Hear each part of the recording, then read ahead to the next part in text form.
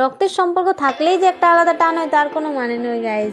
রক্তের সম্পর্ক না থাকলেও যে একটা ভালো সম্পর্ক গড়ে তোলা যায়, যদি তোমরা চাও, যদি তোমরা মনের মতো করে সম্পর্কটাকে টিকিয়ে রাখতে চাও, তাহলে সম্পর্ক নিশ্চয়ই ভালো হবে, দু সাইডের এফোর্ট যদি ভালো হয়। তো এই কথাটা বলার মানে এটাই হচ্ছে, আজকে গেছিলাম আমরা বৌদিদের বাড়ি। যারা রেগুলার ব্লগ আমার দেখো তারা হয়তো জানো, এটা হচ্ছে আমার দাদার অফিসের স্যারের বউ। তো এনাদের পরিবারের সাথে আমাদের এতই ভালো সম্পর্ক কদিনের মধ্যে গড়ে উঠেছে, তোমাদের জাস্ট বলে বোঝাতে পারবো না। তো যাই হোক, অনেক ভালো লাগে আমাদের বৌদিদের সাথে দেখা করতে, বাবুদের সাথে দেখা করে, বৌদিদের পুরো পরিবারের সাথে।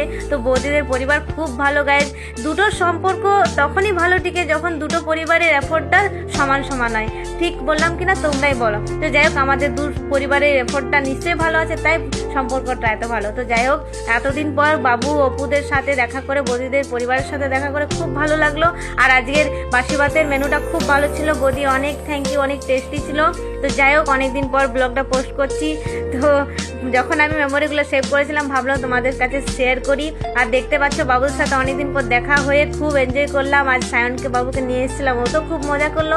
আর বৌদি আমাদের নাড়ু দিয়েছিল, মকর পরবে বানিয়েছিল, তো বলেছিলাম রেখে দিতে। তো অনেক থ্যাংক ইউ, খুব টেস্টি ছিল বৌদি। তো চলো, ফলো সাবস্ক্রাইব করে দাও, বাবা।